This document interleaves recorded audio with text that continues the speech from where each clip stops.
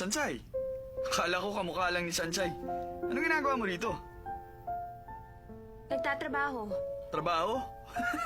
Masipag na binibini. Ay hindi, ganito pala. Napakasipag na virgin. Hindi ka na nakakatuwa, ah. Huwag kang ganyan. Kung hindi ako nagkakamali, kasama kayo sa F4. Kilala ko na kayo. Ako nga pala si Shoyu, matalik na kaibigan ni Sanchay. Lagi siyang tumutulong sa akin. Sinong tumutulong? Huwag ka makipag-usap sa di mo kilala. Pabili nga ng cake. Ha? Aling cake? Ito, Ito ba? hindi yan. Yung katabi niyan.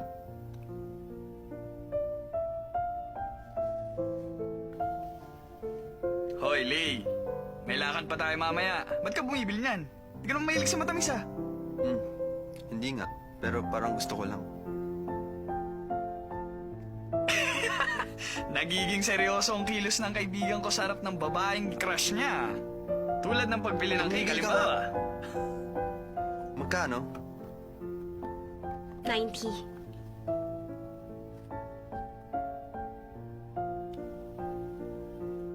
Tingnan mo, nag-blush yung mukha niya.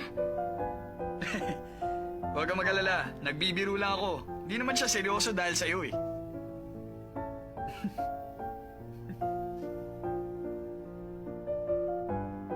Teka, ang sukli mo. Sige na.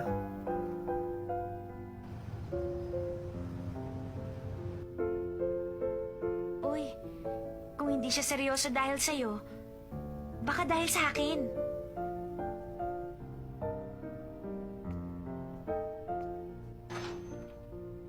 Oy, alam ko na.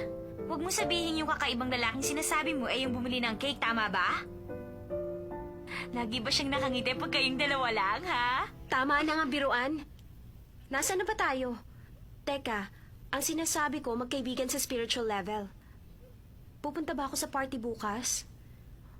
Oy, hindi pa ako tapos. Akala ko ba kaibigan kita?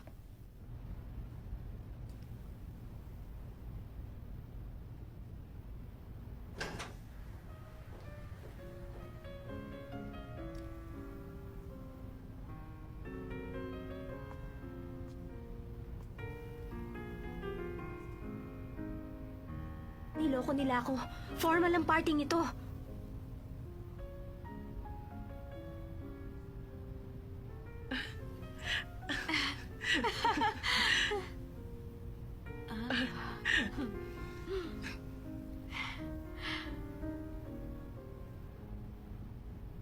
Light ka. Why such a face? Western party ang sabi mo, hindi ba? Ano ka ba naman? Paano magkakaroon ng Western party sa isang eleganteng lugar tulad nito? Huwag kang mag-alala. Babayaran ko pa rin ang entrance mo. Hindi na. Kaya kong bayaran. Shansai, hayaan mo siya, let her pay.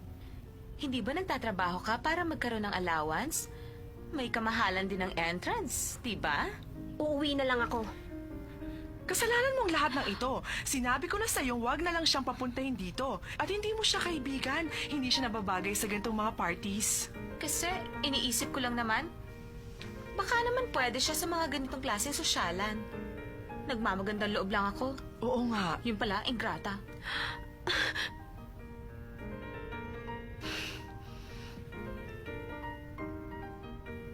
Saan ba magbabayad?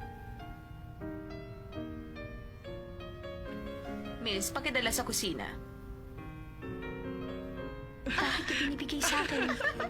Shansai, natural lang na mapagkamalan ko ang isang servidora.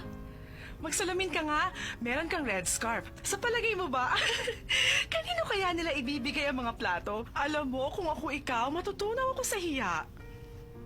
Shansai, nagbayad ka naman ng entrance fee, hindi ba? Kumain ka hanggat gusto mo. Wala itong refund. At walang ganitong klaseng pagkain sa inyo. Oh, bakit ka naman ganyan kay Shansai? Sasabihan mong kumain ng mga pagkain hindi pa natitikman. Papaano naman kung sumakit ang kanyang tiyan? Miss, uminom ka. Nagbibiro lang ako. Tama ka. Palagay ko tama na ang tubig para sa kanya. You take care now. Aalis na kami. Saan kumpanya kayo nagtatrabaho? Estudyante pa lang kami. Sa eskwelahan? Sa Yingte University. Walang duda kung bakit kayo napakaganda. Thank you very much. Parang hindi kayo mga kolehiyala. How sweet naman. Totoo yun. Kakaiba naman ang isang ito.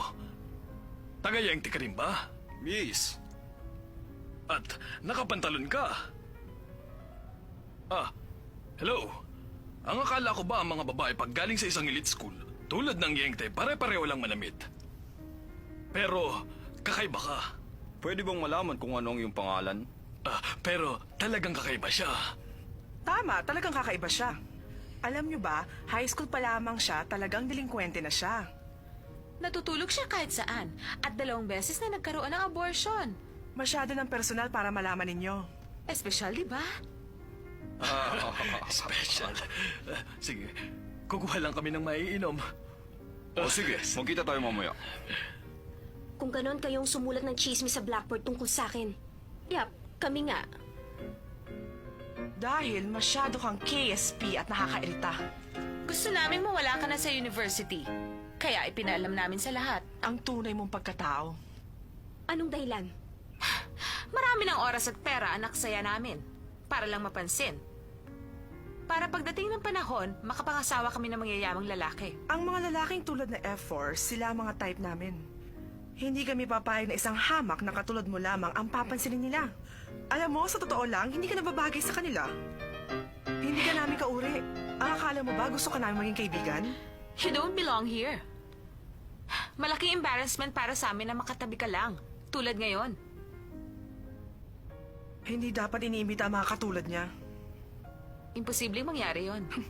Makaalis na nga.